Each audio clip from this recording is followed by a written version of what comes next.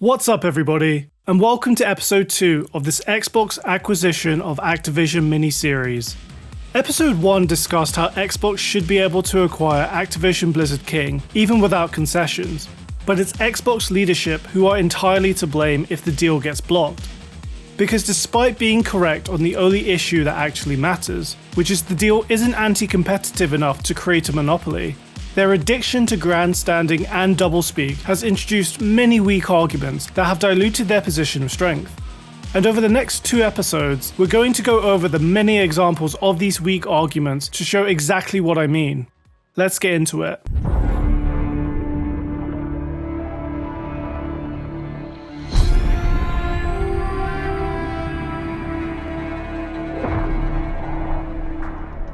Although there's many instances when both Xbox and Activision leadership grandstanded to the detriment of their position, I think it's more important to first look at Microsoft's official webpage about the acquisition.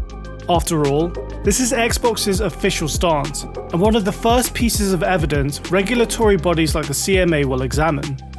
But before we begin any criticism of Xbox, please keep in mind the following 2 points. First off, when it comes down to it, I am on Xbox's side, as I'm completely for this acquisition even without concessions. I am not an example of some salty PlayStation fanboy who's annoyed non-Call of Duty Activision games will be taken away from my hideous looking plastic white box.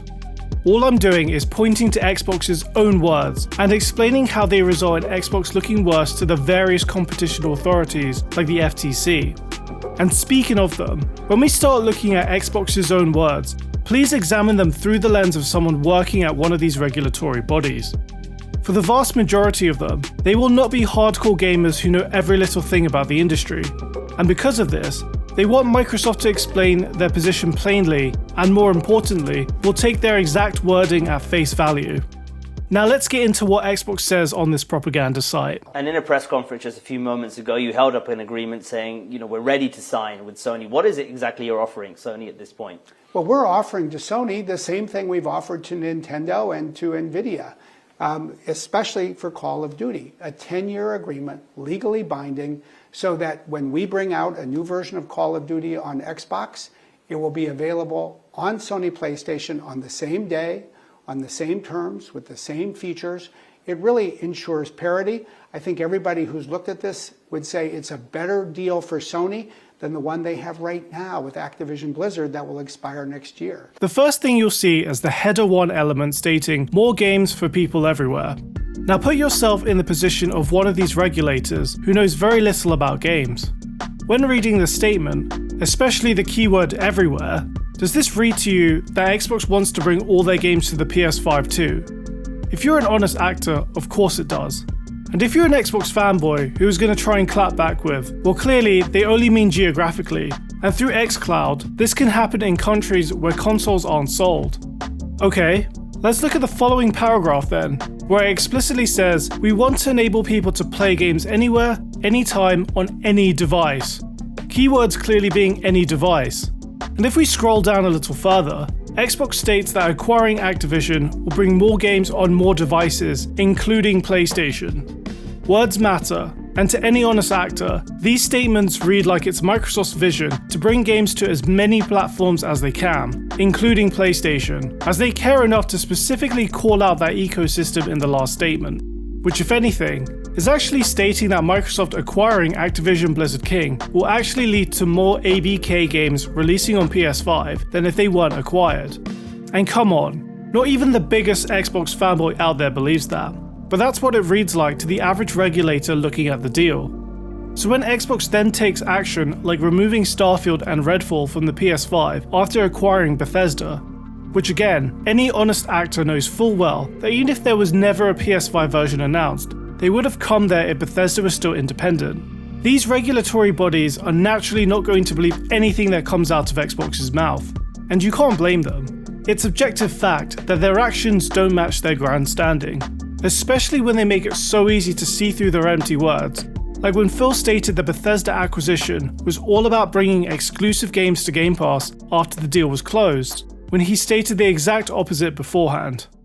I have no doubt that these 2 quotes in particular are getting the most scrutiny, but that's for the next episode. And just in terms of that agreement with Nintendo, that's an interesting one because, of course, it's very much focused on Call of Duty, one of the big hit games out of Activision Blizzard as well. Would you commit to other games too? I know with NVIDIA, it's a broader library of games, but with Nintendo specifically Call of Duty, and there could still be some concerns from regulators here that actually some of the other big games from Activision Blizzard could sort of fall foul and could sort of be made exclusive to Microsoft platforms. We're not hearing concerns today from Nintendo about other titles. I think we have a very good relationship with Nintendo. In the United States, literally, we're just a few kilometers apart. In Redmond, Washington. We have more than 20 titles available on Nintendo devices today. This ensures that Call of Duty will be added to that list. I think there's a bright future for both of us. Now, if you're really an Xbox fanboy, I know you're thinking the following. Well, if Jim Ryan allowed Game Pass on the PS5, they would also get these games.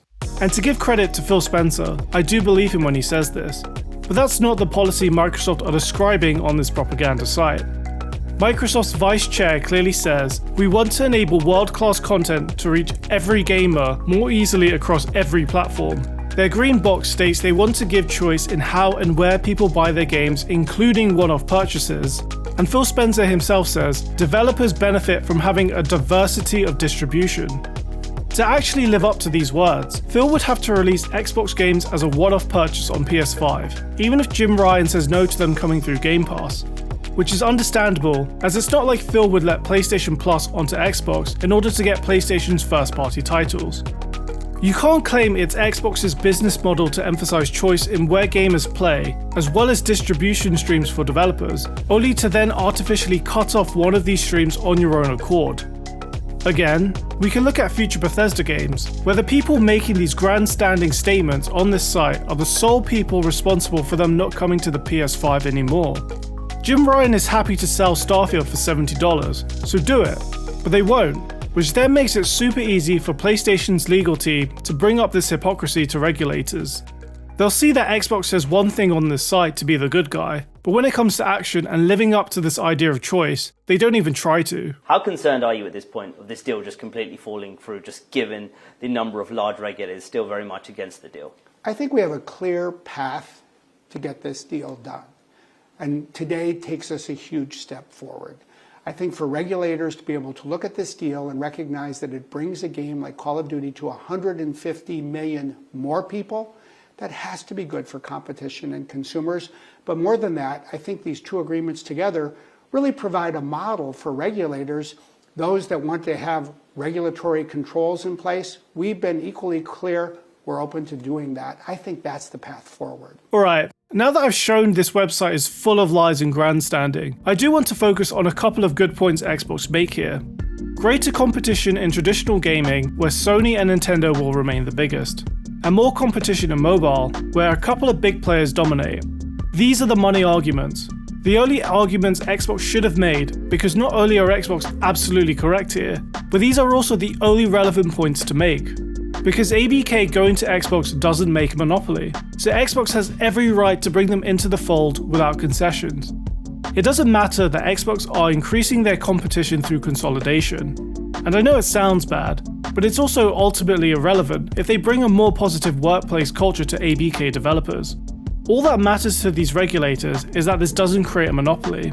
But again, because of this $2 trillion corporation's leadership need to be seen as the good guys, this whole website just comes across as a joke because it's so easy to see through so many of the empty platitudes that I discussed before. Trust me, I'm British. I worked in the City of London for 5 years. Especially when it comes to the CMA, being so lazy in your lies, in your attempt to be seen as the good guys, will not go over well there. The CMA over in the UK, arguably perhaps one of the toughest opponents here, they've offered some sort of remedies, and one of those is actually suggesting to divest the business associated with the Call of Duty games. Is that something you're considering right now? We really don't see a feasible path to sell off the Call of Duty game. It wouldn't be inexpensive. It just isn't something that seems to be lining up. Look, I know I did a lot of Xbox criticism in this episode, and it will continue in the next one. But I just want to sign off this video on a final point, just to make sure it's clear. I don't begrudge Microsoft at all for making Bethesda games exclusive. If I was in their position, I would do the exact same thing.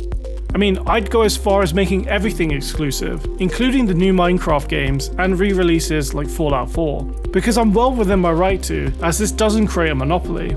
So PlayStation fanboys can cry all they want. And that's always what Microsoft's argument should have been, and only should have been. But unfortunately, as bad as this website has been for introducing irrelevant lies that diluted their position of strength, Xbox's doublespeak also occurred numerous times outside of this website. So next time, we look at some one-on-one interviews that further prove my point that regulators view Xbox leadership as people whose words you can't trust. Phil Spencer saying PlayStation grows by making Xbox smaller, whilst Xbox buys 2 publishers to make 90% of their future games exclusive, is a particularly egregious statement that is so obvious to see through that I almost respect it.